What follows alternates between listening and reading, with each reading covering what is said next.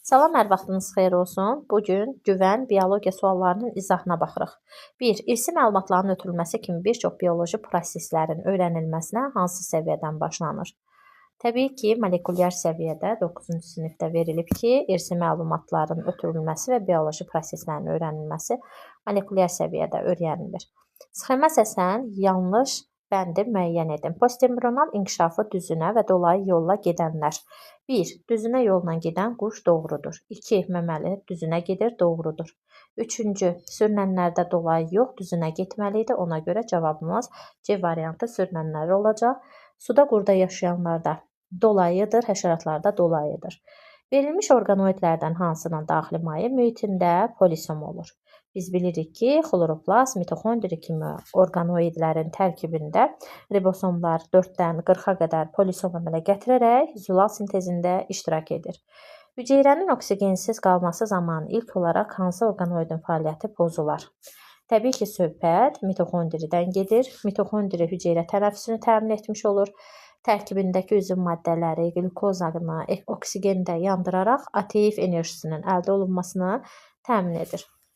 Fotosintez zamanı üzüm maddənin miqdarı n bərabərdir S-vurusun T düsturu ilə hesablanır.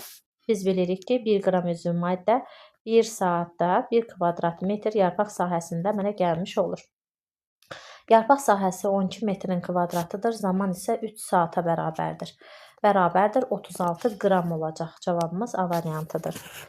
Nöqtələrin yerinə uyğun gələn sözləri müəyyən edin. Ekariot canlılarda enerji mübadiləsinin 3-cü mərhələsi təbii ki, mitoxondridə gedir və bu prosesdə mütləq oksigen iştirak etməlidir. Yəni 1 və 3 cavabımız D variantıdır.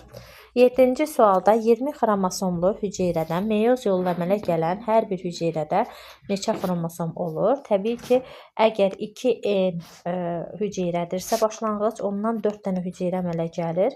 Amma onların hər birinin xromosom sayı haploidə bərabər olmuş olur. Yəni 2N-imiz 20-yə bərabərdirsə, yeni əmələ gələn hüceyrələrin hər birində 10 dənə xromosom olacaq. Yəni cavabımız C variantıdır. İnsanın epiteli hüceyrəsinin həyat siklində baş vermir. Epitel hüceyrəsində mitoz gedər, bölünmə nəticəsində özünü çoxaldar və həmişə də xromosom dəsti sabit qalar. Amma epitel hüceyrəsinin həyat siklində meyoz bölünmə baş verməz. Ona görə də çalışaq variantlardan meyoz bölünməyə aid bir xüsusiyyət götürək. Xromosomların hüceyrənin ekvator sahəsi boyunca düzülməsi mitoza da uyğundur ki, bilirik ki, metafazada belədir. Sitoplazmanın bölünməsi bilirik ki, mitozun telovazasında da belədir. Amma iki xromatidli xromosomların hüceyrənin qütblərinə çəkilməsi bu sırf meyoz prosesinə uyğun olduğuna görə C-ni götürmürük. DNT-nin ikililəşməsi onsuz da mitozdan və meyozdan əvvəl interfaza mərhələsində mümkündür. Xromatin saplarının qısalaraq yoğunlaşması isə profaza mərhələsində istər meyoz, istər mitoz profaza mərhələsi üçün uyğundur. Şəkildəki canlıda olmur. Şəkildəki canlı bakteriyadır. Hal-hazırda bakteriyalarda, verilmiş bakteriyada qamçının da olduğunu görürük, amma bu o demək deyil ki, bütün bakteriyalarda qamçı var. Biz bilirik ki, bakteriyalarda nuklein turşusu var, hərəkət orqanoidi hal-hazırda şəkildə verilibdir. Membransız orqanoid onlarda olur. Karyoplazma nüvənin daxilindəki nüvə şirəsi deməkdir. Axı bunların nüvəsi var ki, nüvə şirəsi də olsun. Qılafları da var. Qılafları hətta 2 hissədən ibarətdir. Xarici hüceyrə divarı, daxili isə ibarətdir plazmatik membrandan. Hətta bəzilərində selikli kapsulda qılafın üzərində olur. Virusların törətdiyi hansı xəstəlik zamanı insanda onurğa beyninin hərəki neyronları zədələnir? Bu polimiyelit xəstəliyidir. Doğru fikri müəyyən edin. Şəkli bitkidə dişi qametofit. Dişi qametofit nəyin içərisində olacaq? Dişiciyin içərisində. Dişicik hansı hissələrdən ibarətdir? Yumurtalıq, sütuncu, ağızcıq. Yumurtalığın içində nə olur? Yumurtacıq. Yumurtacıqda nə yerləşir? Yumurta hüceyrə. Yəni dişi qametofit yerləşmiş olur. Ona görə də cavabımız yumurtacığın içərisində yerləşir. RNT və ATF-in tərkibinə daxil olan monosaxarid. RNT-ni gəlin çəkəyin. RNT ibarət olar azot əsası, 5 karbonlu pentoza və ona birləşmiş fosfat turşusu qaldığından ibarətdir ki, bu riboza, yəni 5 karbonlu pentoza ribozaya aiddir. Bu RNT-nin hər hansı bir nukleotididir. Bunların birləşməsindən də RNT yaranır. Bəs ATF necədir?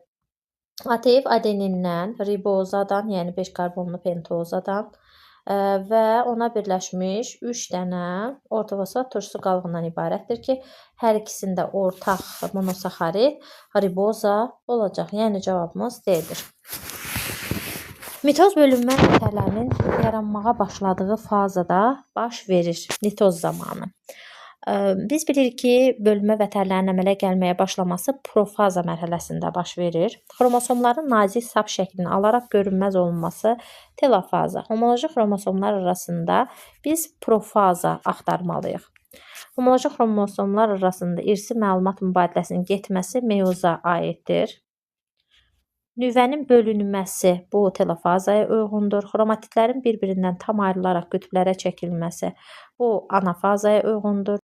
Nüvə pərdəsinin həll olması profaza mərhələsinə aiddir. Sxemə 80X-i müəyyən edin. Baxırıq ki, bütün hüceyrələrdə rast gəlinirmi? Gəlinmir. Membran quruluşu yoxdurmu? Bəli, yəni yoxdur. Ribosomun böyük və kiçik hissəcikləri formalaşır dedikdə ağla bir dənə hissə, nü və cik gəlmiş olacaq ki, cavabımız B variantıdır. Verilmiş mülahizələrdən hansı ekaryotlar, prokaryotlar və viruslar üçün ortaqdır? Plazmatik membrana malikdir. Bu ekaryotlar prokaryotlara aiddir, amma viruslar üçün aid deyil. Transkripsiya prosesini həyata keçirə bilər. Ekaryot prokaryota aiddir, viruslara aid deyil. Nuklein turşusu və zülala malikdir. Bu hər üçündə də ola bilər. Çünki virusların tərkibi nədən ibarətdir? Bir cürə nuklein turşusundan və zülaldan ibarət kapsiddən təşkil olunmuşdur. Transilyasiya prosesi hər ikisində də ola bilər, amma virus üçün uyğun deyil. Xromosomlar da yenə virus üçün uyğun deyildir. Şəkildə çoxhüceyrəli heyvanların embrional inkişafının hansı mərhələsi göstərilmişdir? Blastula mərhələsi göstərilir.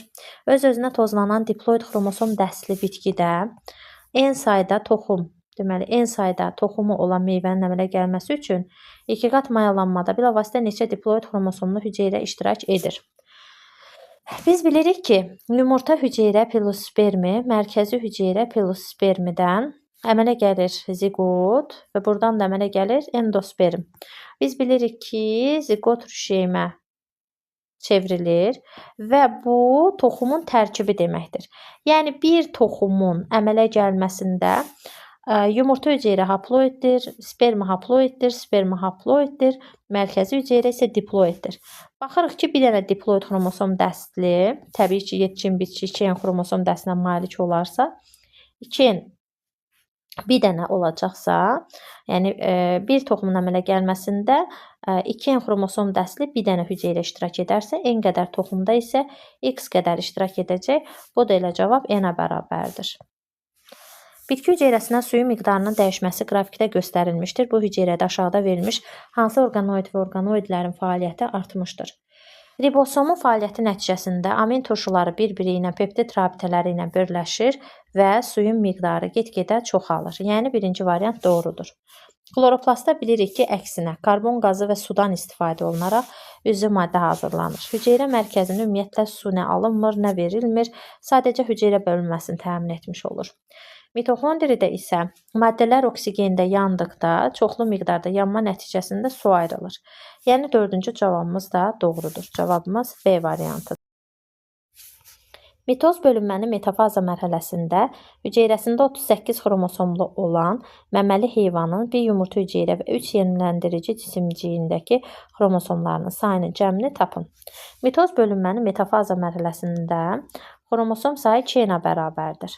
Əgər 2N bərabərdir 38-dirsə və bizdən bir yumurta hüceyrə filosdakı 3 yönləndirici cisimcikdəki xromosom sayını istəyirsə, yumurta hüceyrəmiz haploiddir. Biri vuraram N-ə.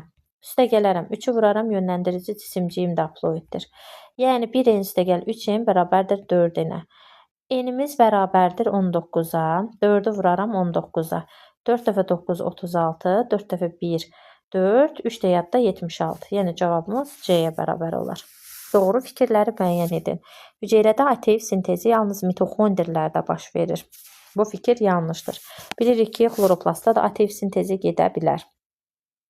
Və bakteriyalarda mitoxondri ümumiyyətlə yoxdur. Oksigenlə tənəffüs edən aerob bakteriyalarda mitoxondrini əvəz edən mezosomlar var ki, o hissələrdə ATF sintezi getmiş olur.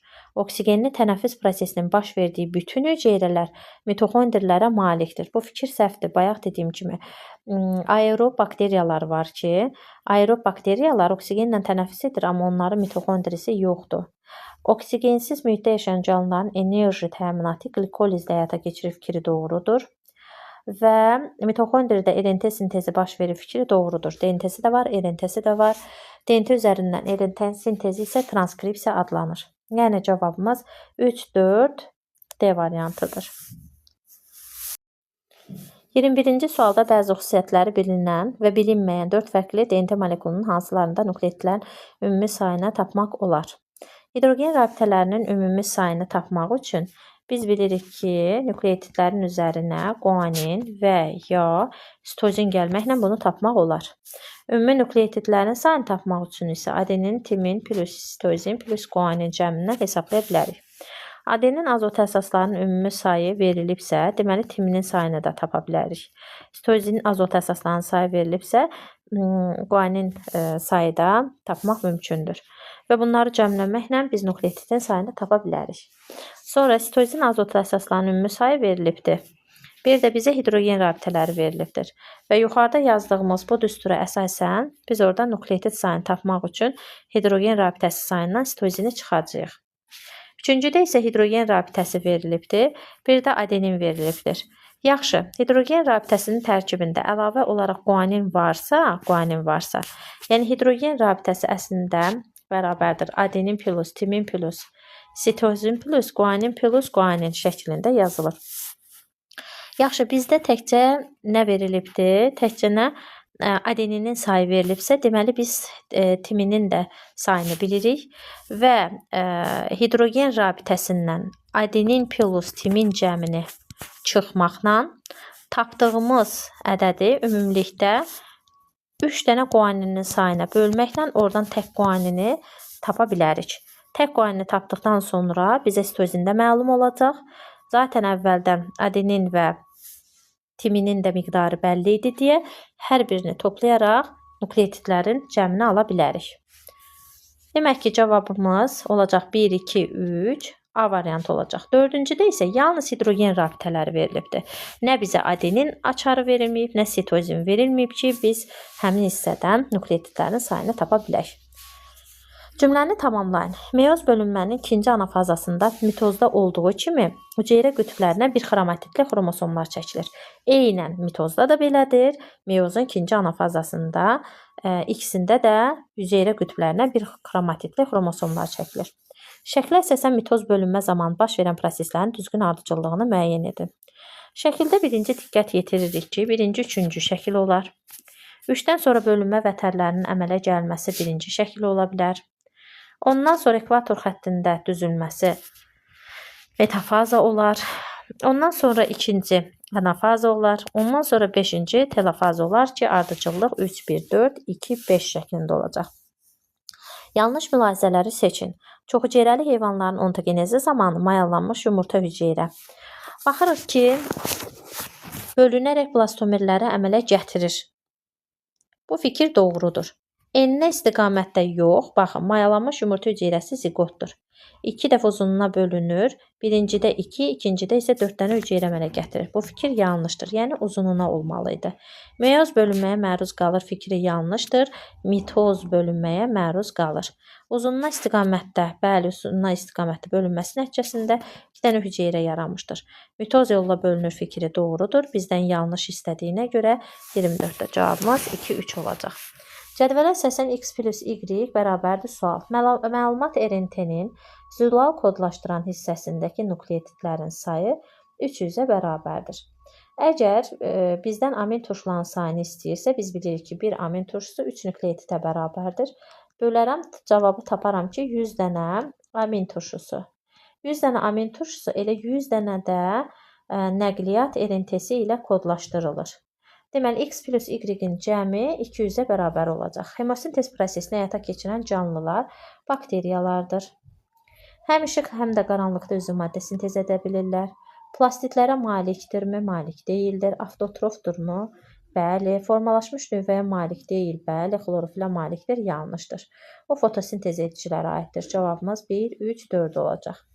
Uyğunluğu müəyyən edin. Spor vasitəsilə çoxalma, tumucuqlanma yolu ilə çoxalma. Bağırsaq boşluqlarda baş verə bilər. Təbii ki, tumucuqlanma yolu ilə çoxalma.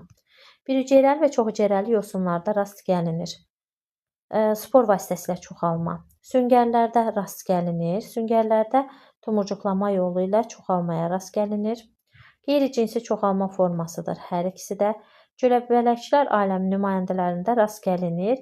Hər ikisi də. Çünki göbələklərin bəzi nümayəndələri sporla, bəzi nümayəndələri isə tumucuqlanma yolu ilə çoxalır.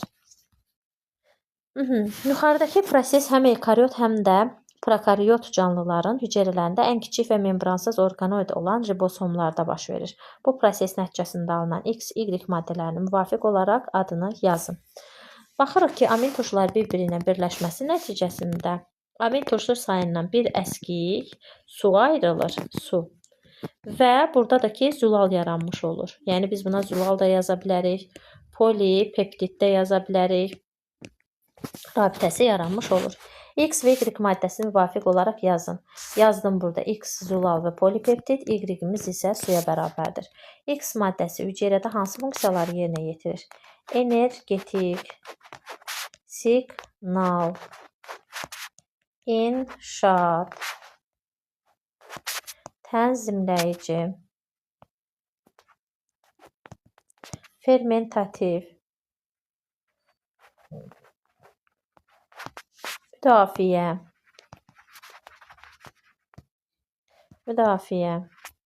və s. kimi funksiyaları yerinə yetirir.